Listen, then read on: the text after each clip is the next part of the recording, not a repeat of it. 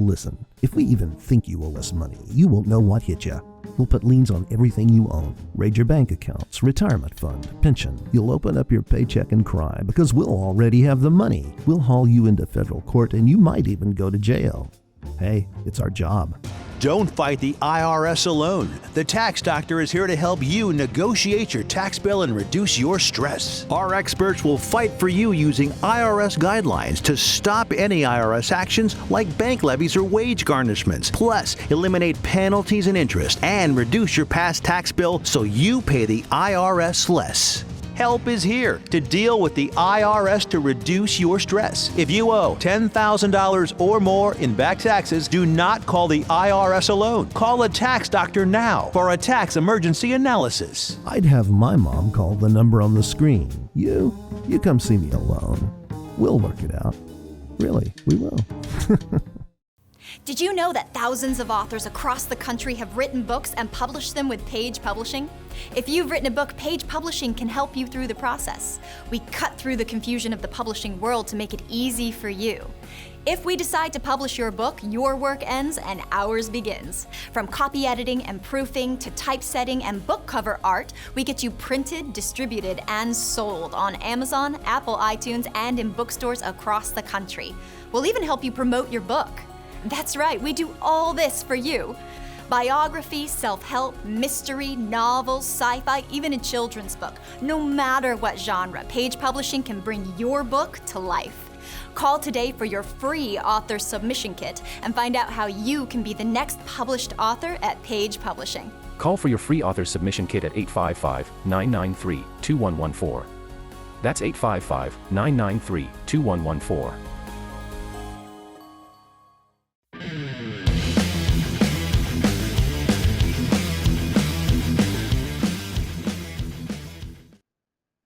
Hello everybody, Mark Schaftlein with you, and this is the Schaftlein Report. It's Tuesday's edition, and we are back in Southern California, broadcasting from our studios in Irvine, California.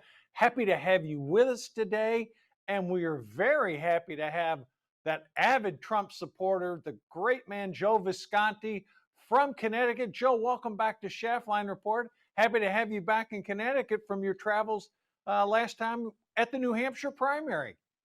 Oh, thanks for having me again. We just got a big snowstorm that just ended about an hour ago here in Connecticut. Got about, I think we have about 10 to 12 inches. I looked outside. It's very light, even though the weather's warmer up here, like 32 degrees. So we're going to be digging out for the next couple of days. Well, I'll tell you somebody else who's going to be digging out, Joe Visconti, and that's the Biden administration. You know, folks, the CPI, Consumer Price Index numbers came out today, 3.1%. Now, some people are thinking, well, that's getting a little better. You're correct about that. It's slightly better than the December number, which was 3.4. But here's the problem. When you back out the number excluding food and energy, and that's basically what that number is. When you add back food and energy costs, folks, the CPI number was 3.9%. Well, what happened? Obviously, the stock market started to fall. Stocks down, interest rates rising. Why is that happening? Because the Fed is not as close to their goal of getting down to 2% as many on Wall Street thought. And folks, what does that mean for the average American? It means that they're going to have to pay more for goods and services than less. Interest rates will stay higher. Initially, the Wall Street crowd was expecting, well, we're going to have an interest rate cut in March. Well, Jerome Powell went on 60 Minutes a few weeks back and said, no, that's not going to be the case. Inflation is still too high. Then the market thought, well, it's going to come down to May and we're going to have a rate cut. Well, after that CPI number came out today, and again, excluding food and energy, 3.9%, now the expectation has been pushed back out to June. So folks, that's going to mean higher borrowing costs. And look at the things that were costing Americans additional money. Food, equipment. Go out and try to buy insurance on a car or a building. Joe, those are the macro things. You're out in the field. You were talking to voters in New Hampshire. What were the voters telling you about what's the real economy that are affecting middle income Americans, and I'm not talking about six-figure Americans, I'm talking about people making less than $100,000 a year. Well, in New Hampshire, it's a very mixed state, and I made sure to, for a few days that I was up there, to interview a lot of people, and it's the cost of everything. And worse than that, here's where they are: uncertainty, which we know the market hates. And we have nothing with Biden but uncertainty, and uncertainty in a strange way, where it's not like maybe there'll be a snowstorm or a hurricane or a blizzard or a surprise attack, military or something. Not that kind of uncertainty. Uncertainty where you don't know if the circle of communists running the Biden administration are doing something, or if it's Biden behind Biden, or if it's those on Wall Street. No one knows who to trust. So you have uncertainty compounded with mistrust of government, mistrust of officials, looking at the complete, well, we'll talk about that, the judicial system, everywhere the general public is looking. They know it's going to cost much, much more, and they don't see an end to it, and they cannot even figure out or distinguish where to fear. It's really hitting every demographic, every age, people. And of those who want a Democrat versus a Republican, that's not what I'm speaking about. People would really be truthful and say, I can't afford it. And there's nowhere to run. Because if you go to Florida, even though you may save some money, or a red state from the north here where I am, you're still going to get smacked with all kinds of costs and fees. It's never going to end. There's nobody in control. Everybody knows it. They want Trump back because they know one thing: he'll run it like a business. And they don't have anyone else to turn to that they have faith in. And because he did it before, they have courage that he could do it again if he can get elected and there isn't any problems with the election process. Joe, you mentioned a key thing about a lot of voters who maybe they have a personal dislike of the president, and maybe they just can't, they can't really stomach his character. But one thing that we know throughout the history of American politics, people vote on pocketbook issues. And you and I have discussed this time and time again. What are the three critical issues facing the American public right now? Issue number one is inflation. There is absolutely no doubt about it. Issue number two, something they have less control over, is, again, according to surveys, and we've talked about it, it's been on every major network, podcast, streaming outfit, the border. That's a big deal. Middle-income Americans, Joe, are perceiving that illegal immigrants are going to come in and they're going to take their jobs at lower paying wages. Okay. And then you add that with the fact that, crime in a lot of, blue cities is off the charts because of the influx of the illegal immigrants in. And people are looking at some things we're going to talk about later in the show, but about the stability of government, the infiltration of the left wingers, the breakdown of social norms. And Joe, when you add in the pocketbook things, when people are saying, my God, I just got done watching a Super Bowl and I heard stories about, the wealthy people that attend the Super Bowl and the glitz and the glamour. That's not the average American, though. The average American's walking into a bar and they're paying $4 or $5 for a beer and going, what the hell's going on here? They take their family out to dinner, family of four, dinner bill's over $100. And that's at a casual restaurant. So when you have to pay more to feed yourself and more, we're not talking extravagant stuff here, Joe, just casual, go out among your buddies or your friends or your family or relatives, and you want to have a little bit of social life, those costs are through the roof. And I will share this with you. A lot of people, and we call them down in Florida, we call them snowbirds, that are coming down to Florida. I got news for you. People that are buying these condominiums in Florida, full disclosure, I own a bunch of them down there. The insurance rates that people are having to do for their condominiums are through the roof. Many cases, no pun intended, up 35, 40%, 50% in some cases.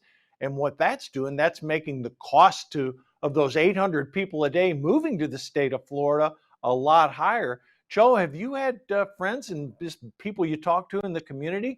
Have they talked about those higher costs of coming down to Florida, either for a visit or to move? And the same thing relative to the cost of going out to have a drink or dinner with their friends. Yeah, they feel like there's nowhere to run.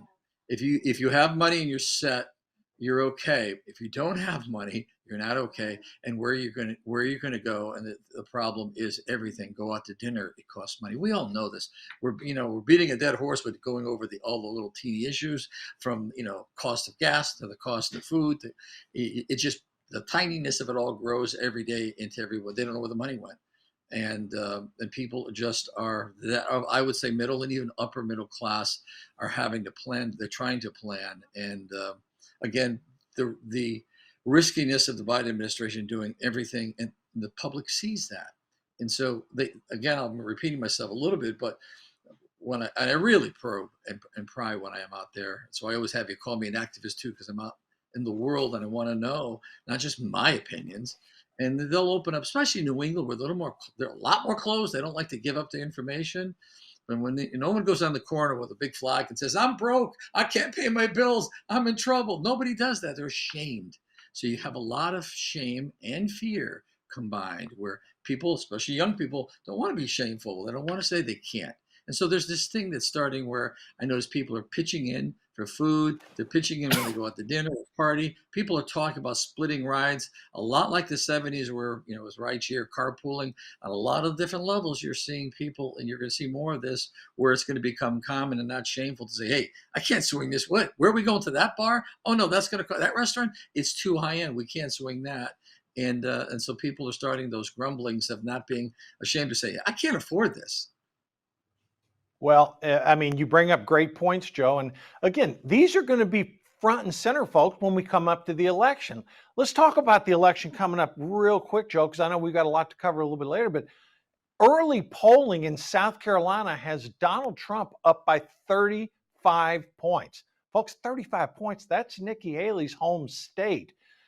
Joe, give me your analysis of what's going on the Republican side of the ledger, because we're really down to two candidates right now. If Trump pulls out like the polls are saying, what happens in the Republican side? Let's assume for a minute that the polling's correct, and so far, folks, in the first two contests, Iowa and New Hampshire, the polling was pretty correct. Okay, if Trump does pull out a 30 to 35 point win in South Carolina, what happens next? Does Nikki Haley go on to Super Tuesday? Give me your political analysis, because you're out in the street. You were talking to voters. You had the Trump sign up. What are the voters Well, telling you now that Trump's in this position? I actually went to Nikki Haley's watch party in New Hampshire because a good friend of mine, a couple of good friends, were working there. She had no workers. There was no one across the state. So $30 million did not go to people working in staff in offices or ground game. $30 million went to operations, to operatives, and I can't say illegally, but the bottom line is, in New Hampshire, she had the Democrat Party pulling for her, doing all they could do for months, playing this out for her. That's not going to happen in South Carolina. This is why you're going to see a bigger spread, because most of what she did was through the Democrat Party help and playing with and super PACs doing things for her. But a couple of friends of mine have told me, because I've asked, when she's finished in South Carolina, hopefully she gets out, because Trump has been putting some pretty heavy hitting on her husband, or something that may have occurred. I don't know if it's mudslinging, and a couple of people told me, no, she's not getting out. She's going to stay in after South Carolina. So expect her to stay through Super Tuesday. That I put money on. She's not dropping out. There's nothing anyone can offer her. She has no way back but to go with the military-industrial complex, or with Never Trumps, or go the way of Liz Cheney. And write a book. Well, I've heard a couple interesting theories, Joe, but I really believe this. I believe if Trump wins South Carolina, yes, she may stay in through Super Tuesday, because I think her only option is if something happens through the court system. I think that may be what Nikki Haley's banking on. Look, every politician has to make decisions when they step away from a race. Ron DeSantis made a calculation on when he left the race, and he seems to be on pretty good terms with Trump right now. All the other candidates previously that had dropped out before, Ramaswamy, Tim Scott, they all seem to be on good terms with Trump. And I think it's important, Joe, that, look, Trump's ahead of Joe Biden in the polling right now, anywhere from 2 to 5 points. You and I both know a lot of those Democratic voters, the way this race is shaping up, Joe, it's looking a lot more like a 2016 electorate than a 2020 electorate. There's not a COVID out there right now. They can't keep Joe Biden in the basement. You know, the operative question, I know, look, a lot of conspiracy theories on our side of the ledger that Biden's going to be replaced. And I say, replaced by whom? Okay, who's going to make that decision? Every key person in the administration I've had access to speaking with, and some on outside the administration who know Joe Biden quite well, have told me one of his main characteristics, right, wrong, or indifferent, is his stubbornness. He really believes when he stood up there last Thursday night and was talking about his, the senility and his old guy and whatnot. He really believes that because of 3.7% unemployment, inflation coming down, not defeated yet, job growth, that his policies are working. And he's actually convinced himself, well, wait a minute, my policies are working. People that know me think I have a firm grasp of the issues. The problem is, Joe, 75% of the people in his own party think he's too old to run.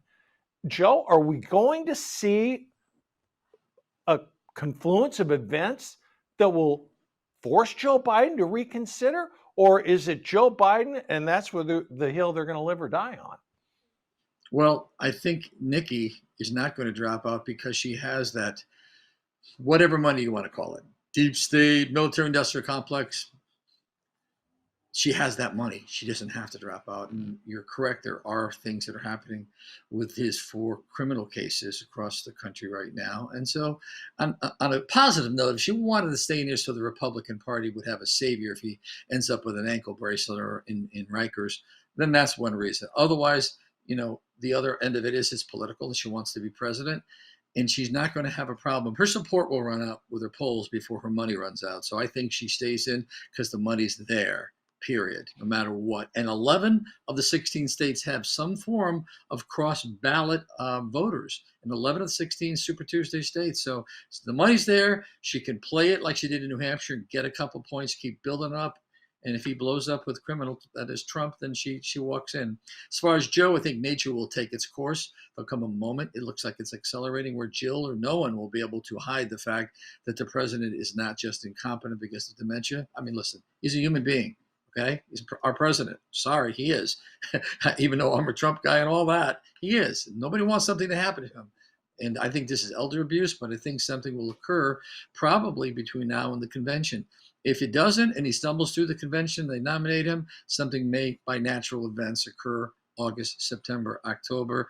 And it could become one of those things like when they tried to replace Trump because of that weekend, the surprise weekend he had those things come out, those videos from Hollywood, and they thought they were going to place him 2 weeks before the election. So that Democrats could always install someone any step along the way if nature takes its courses. But I think Joe Biden is going to keep him there all the way. Well, Joe, we're going to follow it closely. Folks, we got a lot more to cover after the break. We'll be back in 60 seconds, and we're going to talk about what's going on in the Senate, aid to Ukraine, Russia situation, Israel. Stay with us. Back in 60.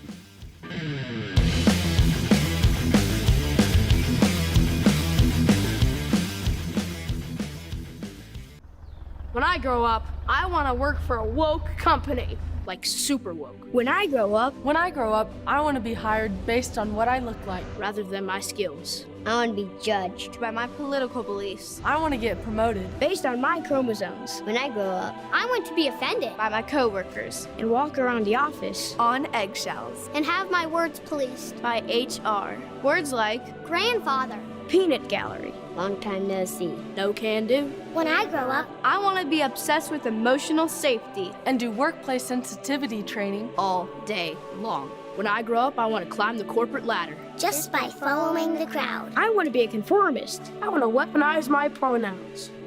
What are pronouns?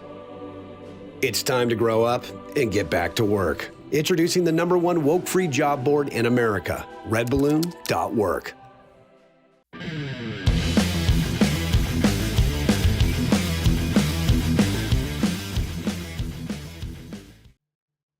All right, Joe, we're back. the Senate just passed a $95 billion, $96 billion aid package to Ukraine, Israel. There's some stuff in there for Taiwan. Now it heads to an uncertain House. That vote was 70 to 29. Joe, Speaker Johnson has said that bill's dead on arrival. It doesn't appear to have the support needed to pass. What do you see happening now with that aid package now that it's going over to the House? Well, I hate to see people suffering in Israel, and even for people that are in the Gaza Strip, Palestinians. It's a horrible thing. It's just Washington at its best and Washington at its worst. I don't think the Mike Johnson may be able, unless he can use procedures to not let it come up for a vote and block it a variety of ways through cloture. I could see enough Republicans joining the Democrats to pass it.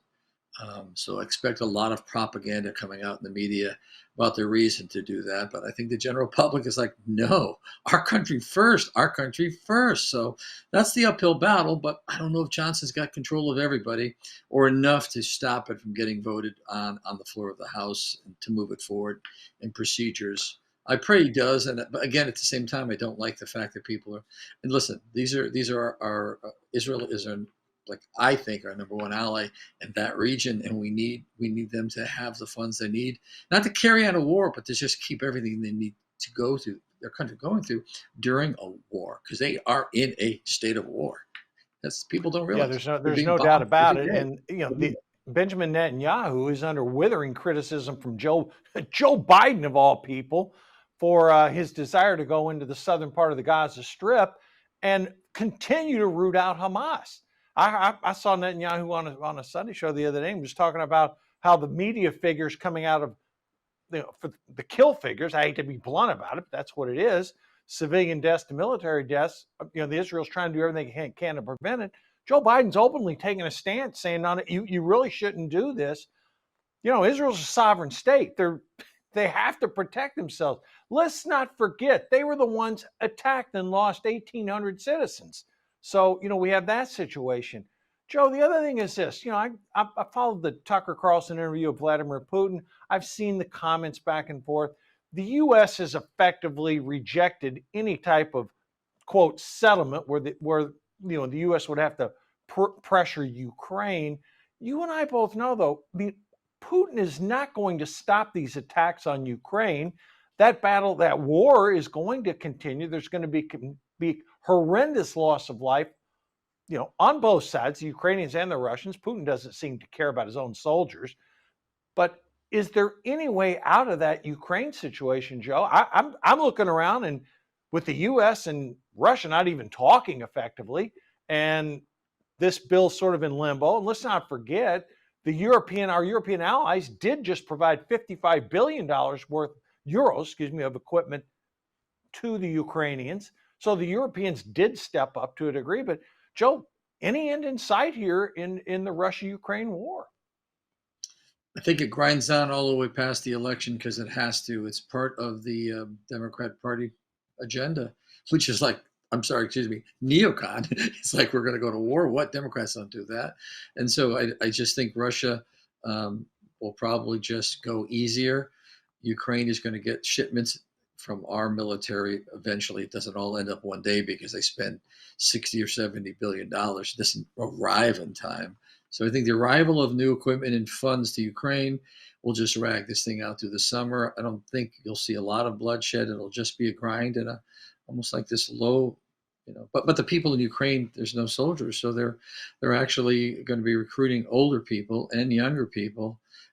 Population, and what Putin did say, believe him or not, they're American, military, not military, but they're American mercenaries, and that's not a good thing to hear on TV. American mercenaries fighting, and he's saying fighting. He's not just saying operational people working with our new military equipment. And so this is a mess. It's been a mess. It's another Joe Biden blunder, and I just don't think there's anybody running the White House behind Joe. People say it's Obama. Even though whatever Obama may be in our mind as right wingers, somebody's not. No, that's military. Yeah, no. One thing Trump says repeatedly, and you can agree or disagree with him, but he proclaims, had he been president, Russia would not have attacked Ukraine. It's a counterfactual. We never can prove it yes or no. But Trump he's continued to beat the drum on that. And if you look at the Biden administration's track record from Afghanistan to, frankly, they're wavering in their support of Israel for political reasons, I might add, and the non-communication with the Russians and the Ukrainians over what possible outcome could come out of this. I don't know. I have my doubts about it. But again, having a stubborn leader, he's our president, he's calling the shots, or maybe he's not. Maybe the advisors are really telling him what to do. I have a quick concept on that. And I think that and I don't want to demonize the military, but there are people in the military, like any organization, that have their own will. And Trump allowed them to have the toys. He bought them the toys. But they didn't want to just have the toys. They wanted to use the toys. And that's where we are right now. And Trump would not have let them use the toys. He built the military up. We would have been fully stockpiled. We are not right now. And all these pipeline costs of tens and hundreds of billions of dollars in military equipment take a long time to make. Test, ship. It does not happen tomorrow like it did in World War II with the Army engine plants over here in Connecticut and Ford Motor Company. It doesn't happen like that. And so this is a machine, and it's coming from a Defense Department that basically you can't audit. I'm sorry. We need to be able to audit the funds where they're going. Give us that and then pass the bill in the House this week for the aid to Ukraine. But let us audit the funds. Somebody in Congress be able to see where the money went. And that's what they won't do. And that tells you everything. Joe, we got a couple minutes left. Let's talk presidential politics. President Trump is going to the Supreme Court to appeal to request the court to allow him time to appeal that 3-judge panel's decision on immunity. The D.C. Circuit Court ruled against Trump. They only gave him a couple days to appeal it. I mean, who the hell ever thought that? Those appeals are normally 30 to 60 days. They gave him nothing. So I think Trump rightfully is asking for more time to appeal the D.C. Circuit's ruling. I mean, basically, they gave him less than a week, 4 days to do that, which is ridiculous. So here's Trump having to go through the court to appeal the immunity case. And then what do we see with Joe Biden? His campaign's launching on TikTok. I mean, what happened to all the administration folks that were bad-mouthing TikTok? Oh, be careful on TikTok. The Chinese control it. And yet here's Joe Biden, who, again, word came out back in 2017, supposedly met with a Chinese oil executive. We don't have time to get into that. But here again, Joe Biden on TikTok, Trump having to go to the Supreme Court. Joe, it just seems to me they're trying to, legally or illegally get Trump off the ballot, and that's not going to succeed. But they're doing everything they can to fight a law war against Trump while Joe Biden is doing a TikTok strategy. Yeah, well, I think that he will get a good ruling on the ballot access, but I don't know the procedures at the Supreme Court for requesting an appeal versus what happened in Texas with the 21 states, where it took 4 justices to hear the case, and we didn't get 4. We had Thomas and Gorsuch out of our 6, and it never went there in 2020. So I don't know how the appeal works. I'm not a federal attorney here, but if they don't get 4 people and they need them, I don't have faith in our Supreme Court to take every case for Trump and give him a win on every case. There's parts of the ideological thing with the Supreme Court where it would look like they're completely rigged. And I think they worry about that. I really do, because I think if they heard the case about the states, Texas suing all the other states for changing their laws, and that was just do it because they broke their laws, and they wouldn't hear that. They were afraid, the Supreme Court, that the country would be continued to burn down in 2020 with BLM. So they have a political bend. Well, we're going to keep, Joe, we are going to keep an eye on it as we close out the show today. I do want to part with this. We wish the best for Defense Secretary Lloyd Austin, who's back in the hospital. He's got a serious bladder issue. We wish the best for the Secretary of Defense. That's it for today, folks. We'll be back on Thursday. As always, Patriot.tv. Stay tuned.